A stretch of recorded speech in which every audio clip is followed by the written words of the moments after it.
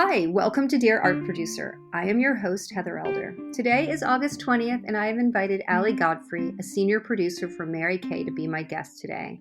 Allie is on the global design team of Global Brand Strategy and Design, and she coordinates and produces still and video content for all Mary Kay global countries. Allie was formerly at the marketing arm, and she was also a rep. Welcome, Allie. How are you? Great. Thank you, Heather. Thanks for having me. Absolutely. I love having you. And I loved being reminded that you were a rep. I think that's how we first connected. Yes. And yeah, gosh, it seems like forever ago, although being a rep for as long as I have been one seems like forever as well. I got to play you on but not on TV once because Lorianne couldn't come to Texas, and so I repped for you. Oh, that's Do my you God, remember? right. I do remember that. Yeah. It Oh was my when I God. wasn't repping anymore. I was doing production. So Oh my God, Ellie, I yeah. totally forgot about that. Yeah. That was really Yeah. fun. That was great. Oh my God. And you were the perfect for solution because you knew exactly what you were doing. And you knew people there and it helped solve our issue. I can't remember why Lorianne couldn't travel at that moment, but I think it was when your son had his accident. oh, it was. Oh my Mhm. gosh. That is exactly that's probably why I don't remember because my head was completely somewhere else. Yeah. But yes, that is definitely, that was so helpful. Thank you for that.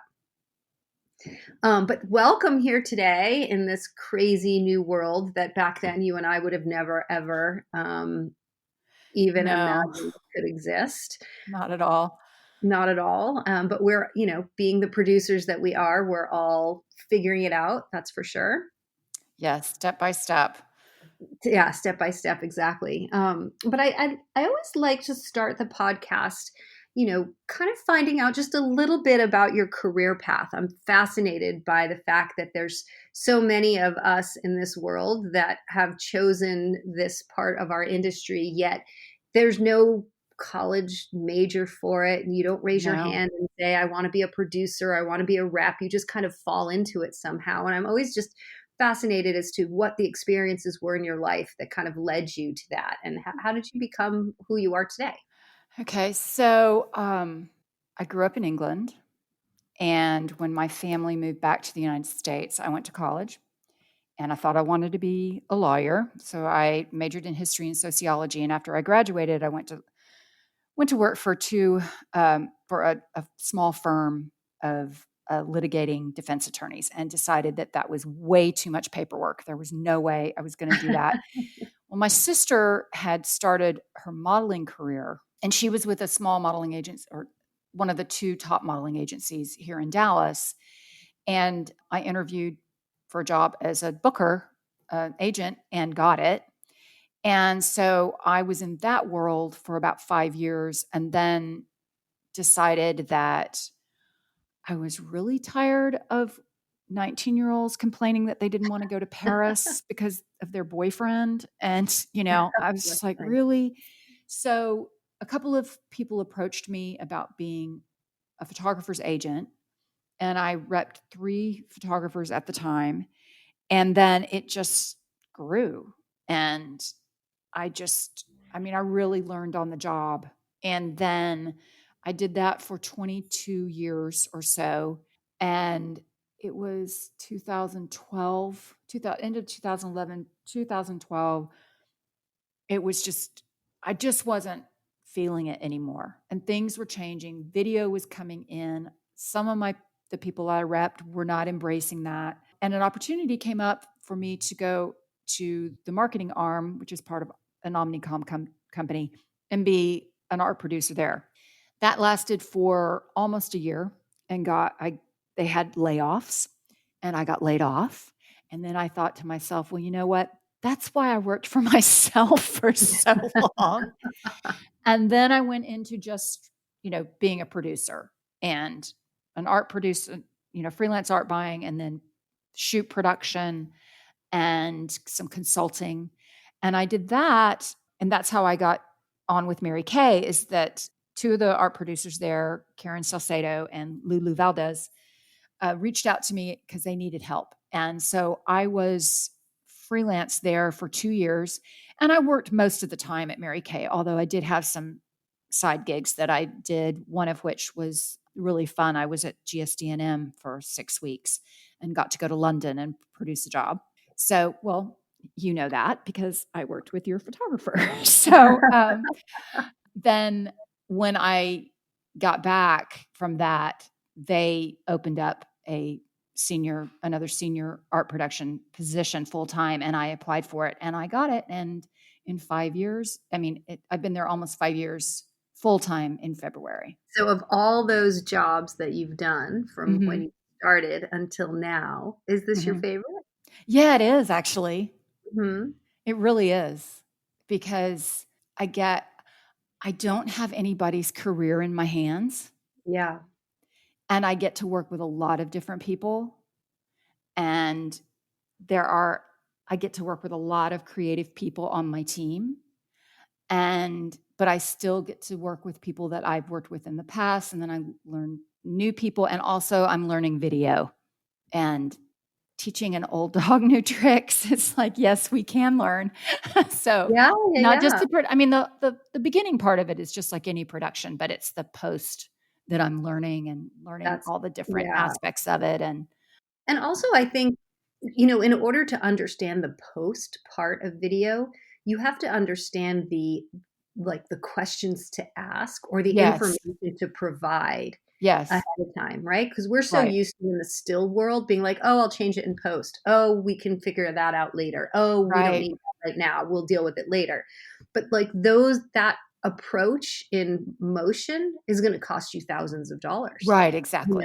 Yeah, If you just knew some key variables in the beginning, you can really be a lot more efficient on set and save a lot of money. And yes, I think exactly. while everyone, of course, that's their intention and they want to do that, I think while a lot of people are still learning, they don't know what they don't know yet. So, I think I'm, Right. I'm learning with my photographers, especially Tim Tatter, who actually teaches a webinar on this, is, what are the questions you need to ask ahead of time and what information do you need to know so that we can provide you with the best possible bid, the strongest bid, Yes, so that we can right. be really efficient on set so we can maximize creativity and, getting you all the assets you need. Yeah. Yeah. And it's that not knowing what you don't know that's Hmm. a little intimidating, you Yeah, know? And oh, I'm going to ask a stupid question, but there are no stupid questions. But, there aren't. it's just, Well, from where I sit, I'm seeing a lot of art producers, who were art buyers learning motion and video, but I'm also seeing a lot of broadcast producers having to learn stills. Um, yes, you yes. know, I don't Hmm. think they're as nervous because they just think, oh, they've got it figured out. But there's such nuances in the relationships between art producers and reps and photographers and usage Yes. and things that, efficiency on set, all of that stuff that isn't just it's not just the difference between a still shot and a motion shot. No, right. Um, Exactly. so I think our whole industry is, we're going through another one of those changes that you mentioned when you were at your flux in your career. Hmm. We're Hmm. going through one of those again, Yeah. um, Oh, I agree. for Very much sure. so. So, how much time do you spend on motion and how much time do you spend on stills? Or do you find that all of your shoots have both now? It's approaching 50-50, but with this caveat. Some of my productions have a full promo video, but some of the productions have the print aspect and then social motion. And we've been doing, I'll feed you later, Lila. Um, some of the productions we've been doing the social motion, user generated content that we are producing, you know, virtually. And so right now, I've only in the past couple of months, I think I've only had one or two projects that didn't have any motion with them. Interesting. Yeah. I would say the majority of our productions have all included motion now. Yeah. Um, I think now with COVID, and I know we'll talk about this a little bit more in a bit, but at first we were thinking, gosh, how are we going to even get motion on set right now? But we're figuring out ways. Yes. And it's Yeah. happening. It's definitely happening. Well, now that I brought it up, tell us about how the shutdown went for you. What were you in the middle of? You mentioned earlier on the call with me that this, wasn't out of the realm of what you could anticipate because Right. you had gone through this with your Chinese offices in the Yes. past, so it Yeah. wasn't the first time you were hearing about this. So I thought that was fascinating. If you can kind of just chat a little bit about that and what you were in the middle of when it all happened. Right. So Shanghai and Hong Kong offices shut down, and everybody was working from home. And the end of February, beginning of March, we were the company. Well, first of all, at the end of February, they started disinfecting our building, and extra teams of workers in the bathrooms, all the doorknobs. Even actually on Tuesday, when I was up at the office, my door was open, and one of the women that cleans in the building asked if it was okay if she cleaned my door. I was like, yeah, of course. Yeah. So we started that pretty early. And they took away our salad bar, my beloved salad bar, Oh. and they took that away.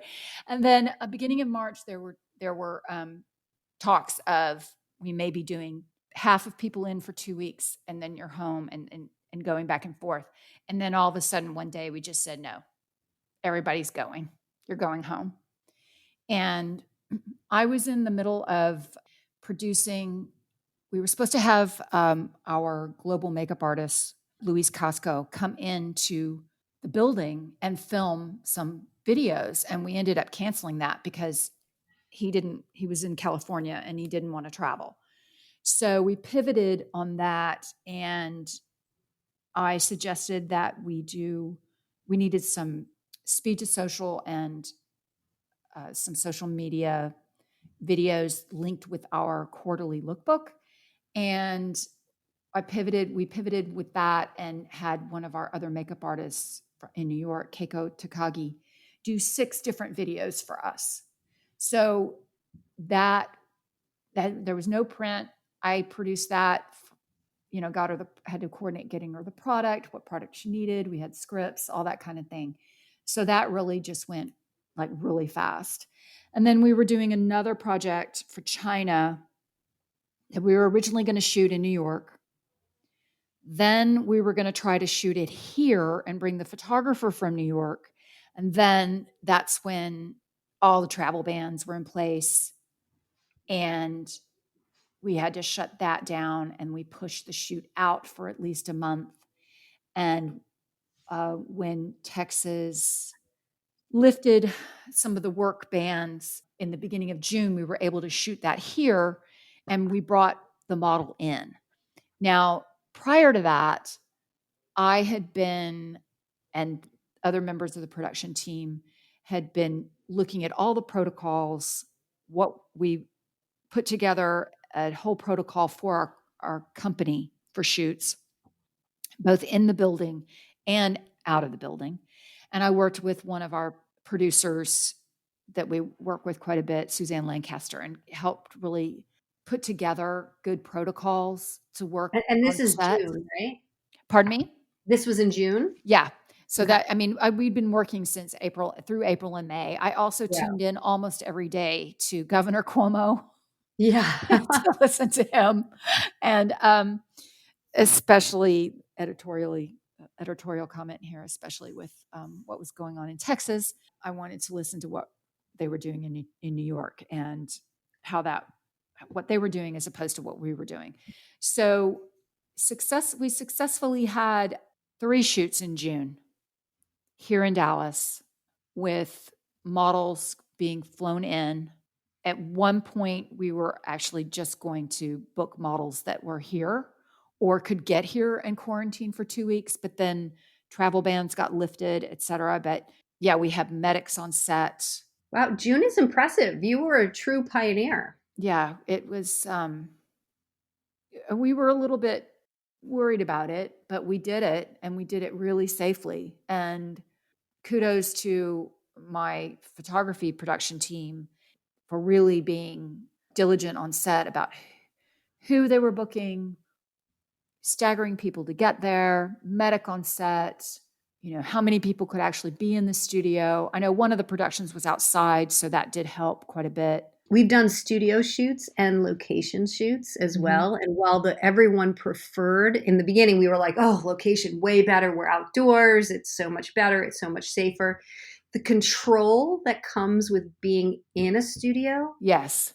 Mhm. made everyone feel so much safer Yeah, I agree than with that. outdoors, which was the complete opposite of what we all thought Yeah. starting Mhm. out. Yeah, I Or did agree. you feel the same way? Yeah, I did. I did. There was a little bit too I'm like, "No, you guys, you're too I know you're outside, but you're too close to each other." Yeah. It sort of gave a little bit of a false sense of security. So, it's so much easier in the studio in a controlled environment. Like, who were your internal clients, and did they show up on the set, or did you have to live No, stream with no, them, it's all or virtual. Our internal clients all watched virtually through Teams, the program Teams. yeah. And did you let them see everything, like the global view of the set and hear everything at all times, or did you just selectively let them see certain things? How did you have conversations with the crew and the production and the photographer separate from the teams? Like how did you make that happen? Well, I think we started the day for the internal client a little later and made sure that everybody was in place. I think the art director looked through wardrobe prior to, actually, I think on one of the shoots, we had a fitting day because the model came in a day early and her schedule allowed us to have a fitting. So on that particular project, we made the decision and then just showed the client the next day on set. So that was just that particular project. But the two prior, it was 2 days in a row, two different projects, but the same client internally. We just started the day a little later for our marketing partners, Hmm. and we showed our top selects for wardrobe. And we had really actually this is something that's kind of happened because of this. We get really specific with our wardrobe prior to the job, so that we pretty much know which of the outfits we're going to pick before we get on set, so that there's not that much, so that also the model doesn't have to touch all the stuff. Yeah, I mean, I think that this is such a point that's worth emphasizing. We've all had pre-pros and fittings where we choose stuff, but we also sometimes leave room for creative interpretation on set, right? Let's see how Right, it goes. We right. have these options here. We'll change it in off, in and out. And what you don't realize until you're truly on set, from a safety point of view, that's really hard to manage. Yeah, And from a timing and kind of choreography point of view, it really messes things up because it takes way longer than it normally would and then you think yeah. to change a talent's clothing, Yes. their hair and makeup, and Right. then have a conversation about it. And then, oh, let's change the glasses now. Oh, let's do this. Yes. Like it's like, I buy a new couch and now I need a new rug, you know? Yes.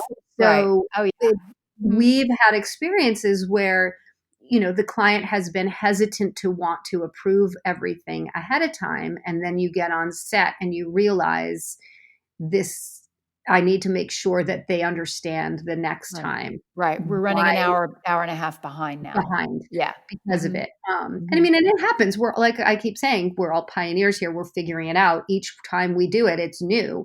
So until the next, we're learning. But I'm so glad you brought that up because for the people who are listening, it's such an important point to emphasize that really should be thought about and thought through so thoroughly ahead of time. And the same with the props. Yeah. Mhm. Yeah, Yeah. exactly. And how, like, what sort of other things did you learn on set? Was there anything that you were so surprised about, or something you'd be like, I am never doing that again? Or, oh my God, that was super helpful? I was not really surprised, but pleasantly, it affirmed my thinking of our village that we work in and all our partners, that everybody was really willing to make it work, and that, you know, hair, makeup, styling, that everybody was just really on board with it. That there were no, like, there wasn't any grumbles about their mask or getting their uh, temperature taken or anything like that. I was also really surprised about virtually art directing, or because there are some of our art directors who are not coming in. They're only doing virtual art direction, and how it's working. So that's really pleasantly surprising. Obviously, we're sort of in one direction, and the pendulum, I'm sure, is going to go back when we can travel. It's like, I just want to go to New York, Right. And, but yeah, I mean, we have had, it wasn't my job, but we've had 2 productions in New York, and they were art directed virtually. And I got to look in on both of them, and it was so great. It was like, I know you can't see me, but I'm waving hi, and Yeah. telling everybody hello. Yeah, there's so many pros and cons. Like for me, I got to pop in on a couple of shoots I wouldn't normally have gotten to do, Oh, right? right, right, Now it's not like I popped in before where like I show up at lunchtime and, get to sit down and chat and have a like social time with everyone. Popping in isn't like, hey, I'm here. And then, get to be all right, chatty. right. Popping in means I get to see how it's running. I'm quiet, Yes, my video's off.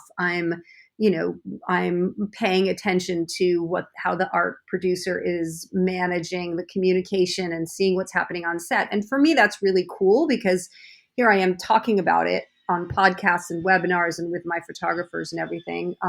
And also explaining to new clients what it's like. So being able to see it firsthand has been a really good thing. yeah. And I'm sorry, I don't know if you can hear the construction at my neighbors here, but Oh, a little bit. It's no big deal. okay, No, it's all right. no. That is the price we're all paying from being remote, isn't it? Yes, exactly. I our know. our space is not always our own. Yeah. Well, I live 2 doors away down from a train track, so Oh hopefully there won't gosh. be a train during our Okay. Well, your conversation. dog was cute. That was a sweet little interruption there. So tell me what your next month looks like. Are you pulling back on productions? Are you doing more productions? Are they kind of staying, at a same clip? Oh, the steady pace. So I just had a production Monday and Tuesday at the Mary Kay building. Then the week before I had a production at the Mary Kay building. Then let's see. In September, I have another stills and video production that we'll be shooting in Dallas. And then October, I have 2 more productions. Oh, that's great. And Okay, good. all So, and the 2 I've had at the Mary Kay building, there haven't been any models, but there is user generated content, which uh-huh. we're doing with a model. Like, she's got the products at her house and she's shooting. And then the one in September will be full print and a full promo video, no models. And then I've got models in October. That's And great. I think there's video. I know there's social video on one, and there might be a promo on there's a promo on the other one. Fantastic. So I'm not sure if one of those will be shooting in New York or will be shooting here. I'm not really sure yet. But yeah, there doesn't seem to be any, like, we are busier than we have been in a long time, and we have Oh, I stayed love hearing steadily that. busy. Yeah, That's fantastic. That's just, I know there's so many people out there that are so nervous I and, know. not just from a like, where am I going to get my next job point of view, but from a, creative, to be a creative person and not be able to create Right, I is know. also really hard. So Yeah, you start to, I felt so bad for, like, especially musicians who, depend on gigs, and mm-hmm. now they're trying to do stuff on YouTube, and all the other stuff that goes with that. There's the Yeah. vendors and the T-shirts and the, you know, people that benefit from the restaurants that benefit from people going out to dinner before the gig or staying behind for drinks and all that kind of thing. It's bigger than you think. And, hopefully sometime next year and hopefully by 2022, we'll be able to do more of that. And, hopefully by sometime next year, we'll be able to go to New York and have a shoot. But I think one of the things about my company is we are global, and we are in, I want to say it's 35 countries now. We've had a little bit of a change, and so the way we work is we're direct sales.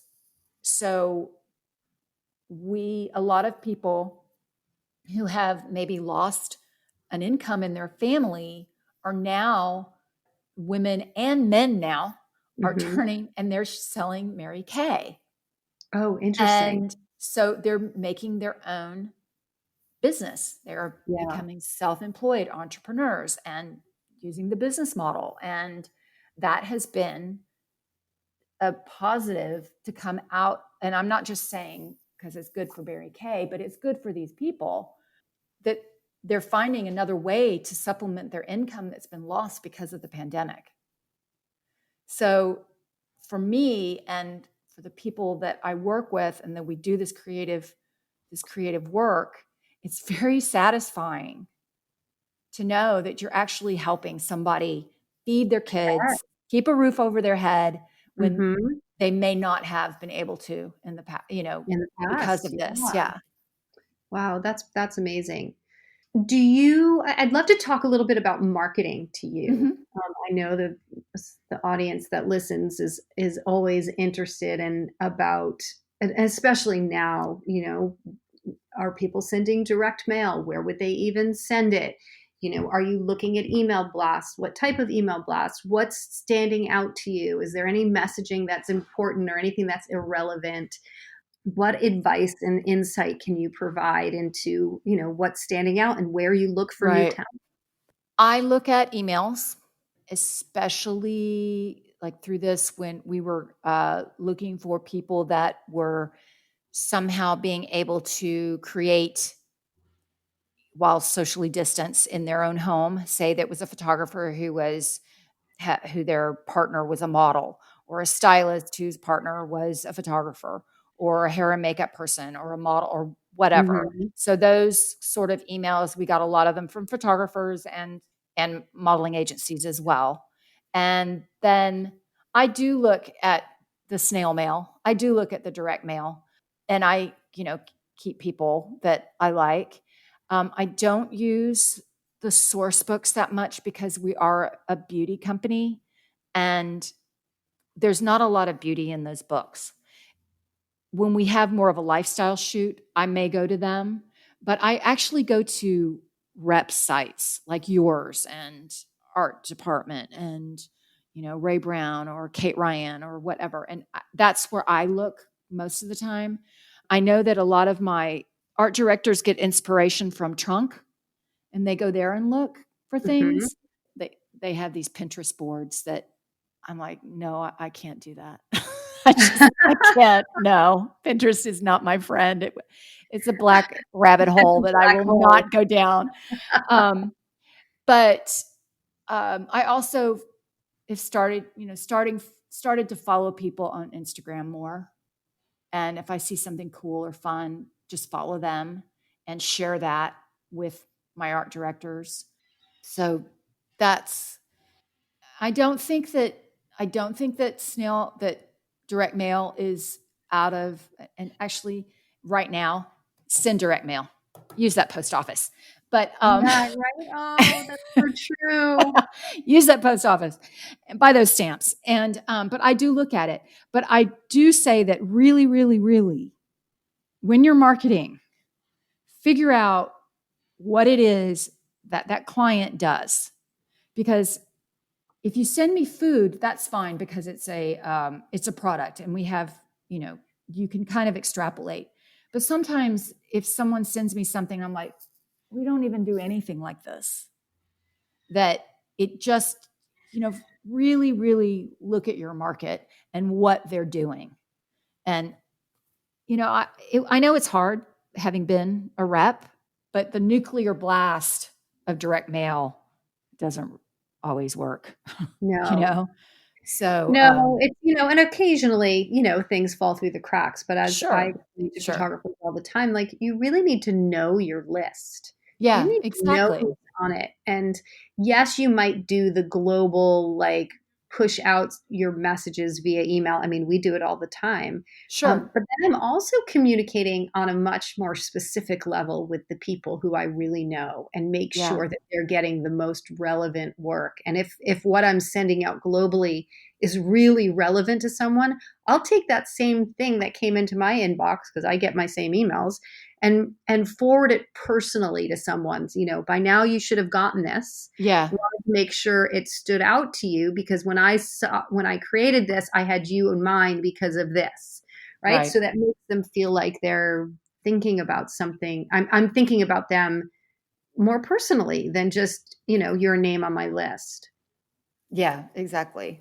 Now, is there anything that you wouldn't want to get? I mean, I know you said like possibly food, but like, is there anything, and I don't mean just a category, but that isn't relevant for you to see or hear right now? Or actually, let me ask the question differently. What is the most relevant work that you would like to see or message that is helpful to you right now? Beauty, Hmm. really nice lifestyle that incorporates beauty, and product, specifically cosmetics with motion Emotion. and video and also beauty with motion. And is it important to you that their communications talk about whether or not they've had any experience shooting within the safety protocols, or are right now you're just, Yes. yeah, that's important. Yes. Yeah, I agree. I definitely agree because until you've done it, it's more Yeah. than just wearing a mask and social distancing on Right. set. Exactly. And if Yeah. you've done it and you can show that you've created amazing content while doing it, you should be out there promoting Yes. that, saying Yes. that you've done that. Right. Exactly. Okay, well, before we end, I always kind of like to ask a couple of just, kind of randomy questions. One of which is, what are you known for on your team? Being direct. That's pretty Whether it's admirable. good or That's bad. great. Very important. No, that's good. That's good. And it's so funny. I have somebody that I talk to often about stuff, and every once in a while, I'll have to repeat back to her, like, okay, wait a minute, let me break this down. Is this what you're saying? Because she's not very direct, and I have to kind of like translate Right. what she's saying, and we're good together because I'll like take a second and translate it back to her and make sure I'm not, misinterpreting what she's saying. But Right. I think being direct is very important. And one word would you say describes your style? Um, Direct. no, no. I don't know. I did that 5 uh, top personality traits, and my top one was harmony, and then Oh, it's I like that word. harmony, communication, activator, something else that begins with an A, and then last one was woo. So it's like I'm enough of the birth, just show me the baby, but I also want harmony, and I also communicate things to Well, that's wonderful. people and break Yeah. it down. But I also, like, I don't mind being at home, but I'm also the kind of person that walks into a party and I'm like, I want to go talk to them and I want to go talk to them. And I try to maybe get you to look at it in a different way. That's great. So, sometimes I talk before I think, which happens, but it's part of that directness. But I don't really know I think that's a one beautiful word. answer. Yeah, that's great. I don't think you need one word, although I like harmony a lot. That stands for a lot. That's an amazing something if you value harmony, I can only imagine what working with you is like and productions with you are like. So Oh, thank you. pretty special. Okay, just two more questions. Hmm. What is your favorite thing to do on a Sunday? Oh, ride my horse. I thought you were going to say that. That's great. Although I Yeah. just retired my horse. So Oh, I'm having to not having to, I'm getting to take lessons and improve my riding on horses, because my horse is old and he has some lameness issues. So now I'm getting to take lessons with a top instructor and improve my riding so that after my daughter graduates from college, I can get another horse. Oh, that's great. That's special. So, Is your daughter graduating this year? no, she will graduate December of 2021, fingers crossed. Okay. Yeah. My daughter hopes to graduate this year. She's hoping she's going to graduate. She's just hoping there will be a graduation. Yeah, right. I know. We'll see. And then finally, if you weren't a producer, what would you be? Oh, what would I be? Although we are producers in every aspect of our lives, aren't we? I think I'd do something and like put together travel for people who like to go to England. Oh, wow. Because that's my thing. Like put together trips and things like that. So it's production. Hello. Yeah. I think it's in our nature. We can't not produce something. No, I know. Yeah. Producer always won. I don't remember what it was, but I was on something and some job and I went, no, I got this. I'm a producer. I mean, it didn't have anything to do with, I said, no, just leave it to me. I'll do it. That's great. That's awesome. Well, Allie, this was fantastic. You gave us so much good insight into Mary Kay and to you and what's happening out there in the world. And I'd love to hear that you're shooting and it's feeling good for you and you're having a positive experience out there. I know that the listeners will walk away with some really great information. And I really appreciate you taking the time to do this with us. You're so welcome. It was fun. Thank you for asking me.